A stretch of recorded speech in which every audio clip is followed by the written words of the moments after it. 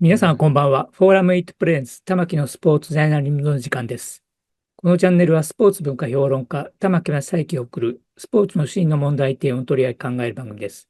コメンテーターの玉木正幸さんです。よろしくお願いします。はい、よろしくお願いしまお願いす。します。今回は3回にわたって大和大学の佐々木正明教授にゲストとして出ていただいて、ウクライナとロシアのもう戦争を中心に、またはい。青錦の活躍を中心に、一体これどうなってんのかなという、ロシアとウクライナはオリンピックも通じてもどうなるのかな、戦争をうん。通じてどうなるのかなっていうことを喋っているんですけれども、IOC がえらいこと決めちゃったんですよね、これ。選手にギャラを払うということですよ。まあ、もちろん IOC はギャラとは言ってないんですけれどはい。も、まあ、それまでの努力に対する報酬だとか、なんとかね、かっこいいことは言ってるんですけれども、これは資本主義の中に入っていったってことですからね。要すうん。るに、ギャランティーと同じなわけで、ということは、資本主義の中に入っていったら IOC はこれからは、利益の拡大再生産をしていかないといけなくなってくる。で、時代によって選手に対するギャランティーも増やしていかなきゃならなくなる。で、1万ドルって言ってるんですけど、これね、ミラノ・コルチナで言うと、日本円で言うと47億円ぐらいなんですね。で、総額ですね。アメリカのプロスポーツの割合で言うならば、サラリーキャップ制で言っても、収入の50%ぐらいが選手に分け与えられないといけないということになってるわけですよね。うん。これが、いや、オリンピックではわずかに数パーセント。まあ、うん。FIFA のワールドカップも7%ぐらいらしいんですけれども、まあ、これに対して選手がいつの間にか怒り出すでしょうね。というような事態に入るような1万ドルの支給が出てきたということになるんですけれども、これはかなりウクライナとロシアに対しても影響あるんじゃないかと私は思ったんですけれども、その辺を佐々木さんに聞いていきたいと思います。佐々木さんどうですか？ IOC すごいこと決めましたね、これは。はい。これはね、Fit for the Future Olympic Grant、オリンピック助成金なんですね。はい、これ、ロはい、ジックを踏まえますと、はい、選手が抱える経済的負担と、このセカンドキャリはい。アのための資金ですよというのをそうだ、ロジックを謳っているんですね。つまり、競技生活というのは非常にお金がかかると。で、はい。俺日本にいるとですね、企業が支えたり、もしくは、うん、そうですね、様々な CM 出たりとか、はい、学校の先生になったりとか、そういう支援をすはい。るんですけども、そうではならない国には、やはり大きな大きなね、この助うん、成金というのは、選手の、うん、飯の種、糧になる、うん、もしくは、その現役引退後の、次なるアスリートを育てるね、はい。コーチとなる資金になるわけです。うん。で、確かにすごい聞こえはいいですし、はい。一方で喜ぶ人はいるでしょう。で、いや、私がね、私もそう思いますし、はい。無国籍の選手であるとか、難民選手団の人たちに対しては、かなり大きな支援になることは確かですよね。はい。これ1万ドルというのは、一人当たりですからね。1万一人当たドルりですね。というのはね、はい。非常に大きなものだとはい。思いますよね。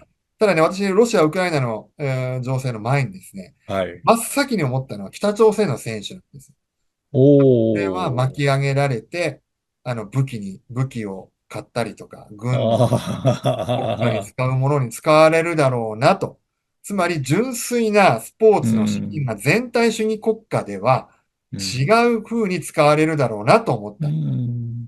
要するに個人に配られるといったところで、各国の NOC、要するにナショナルオリンピック委員会、各国のオリンピック委員会に配らないと個人にもいかないわけですよね。おっしゃる通り。ところが、その NOC が政府とつながっているような全体主義国家では、そのお金が個人にはいかないだろうということですはい。ね。ですから個人に与えるということなんですが、うん。逆にこれは巻き上げられるうだろうなとん。思ったんです。そしなるほど。て、ロシアのことを考えるんですけども、2回うん。目の時に私ちょっとこういうことを言ったんですね。ええ。この回の2回目の時に。はいはいはい。ロシアの、選手団っていうのを紐解くとですね、うん。軍出身の選手はい。多いんで。はい。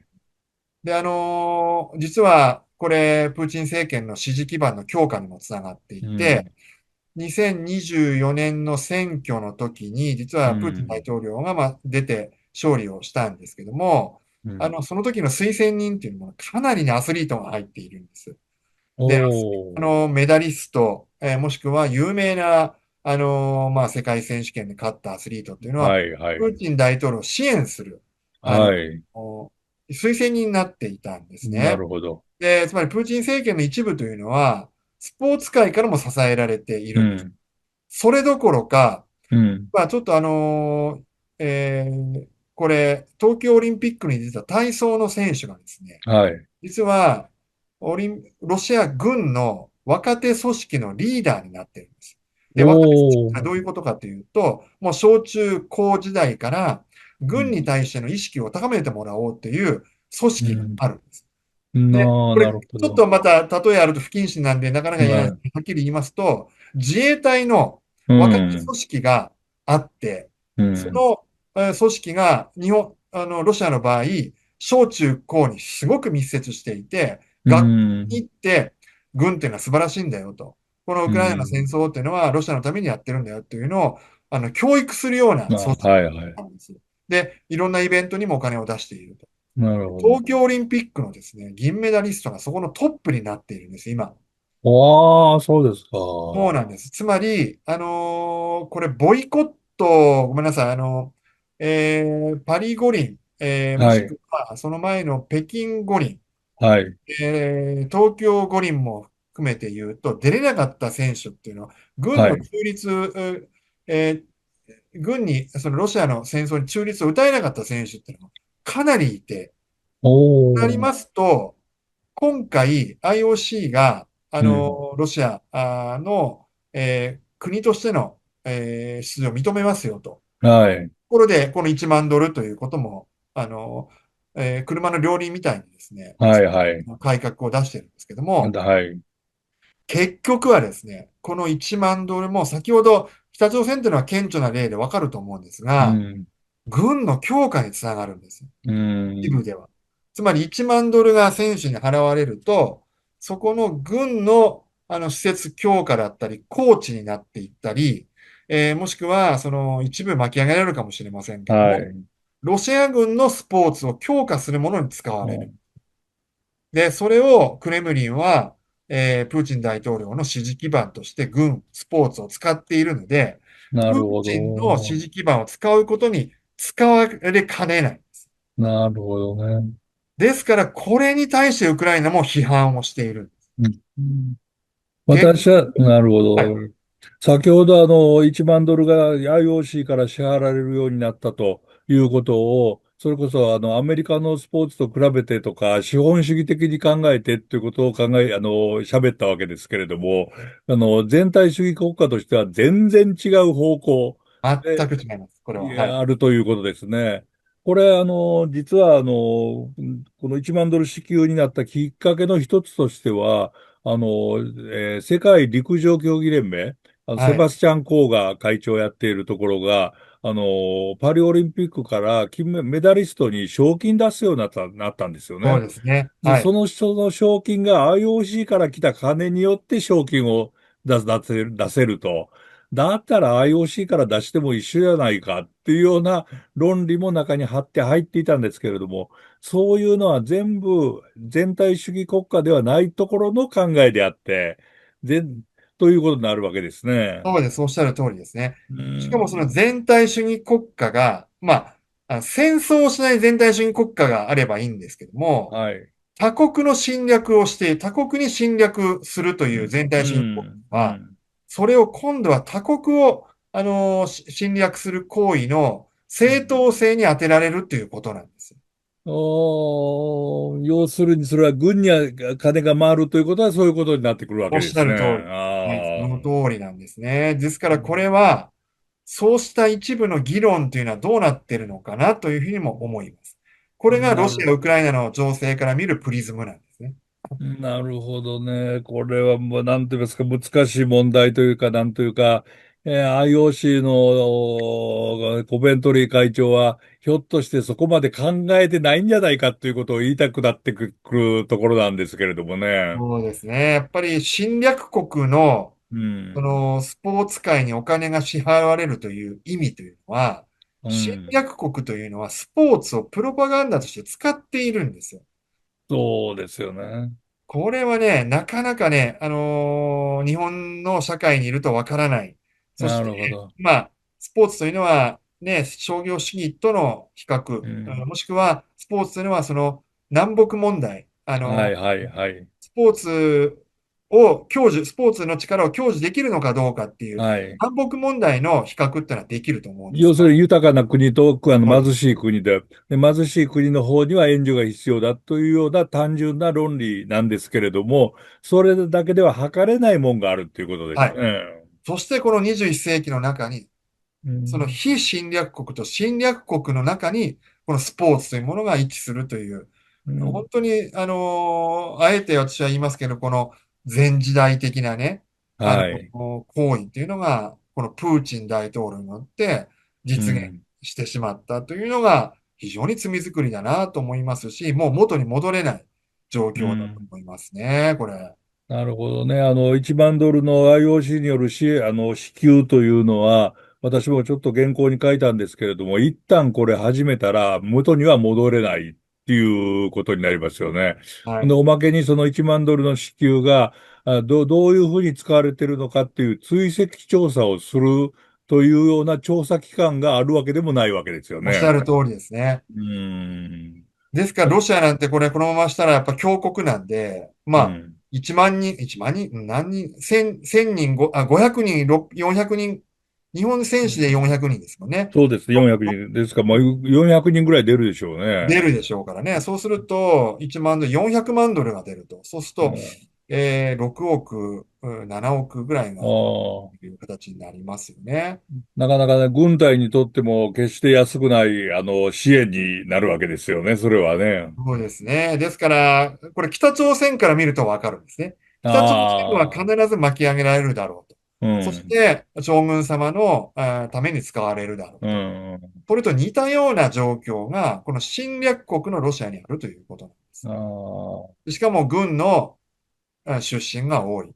で、なるほど。もうプーチンの戦争を認めるような軍のその精神構造、社会う構造の中にん、アスリートがいる。なるほどで、ね。これテニスとかね、やっぱり、中立なんですよ。で、海外に拠点を移しているロシア人の選手っていうのは、全くそれに組みしないところにあるはい、はい、はね。い。うん、ですから、例えば、バイアスロンだったり、銃を使うような、ああの、あ、競技っていうのは、はい、冬も夏もありますよね。はい、あと、やっぱり体操とかもかなりその軍の施設を使ってうアスリーん、トが出ていますし、柔道とか格闘技もやっぱり多いんですよ。ああ。で、これはね、まだ議論していない、私、見聞きしたことないですね。いやー、私も、はい、もちろん、観点というのは。はい。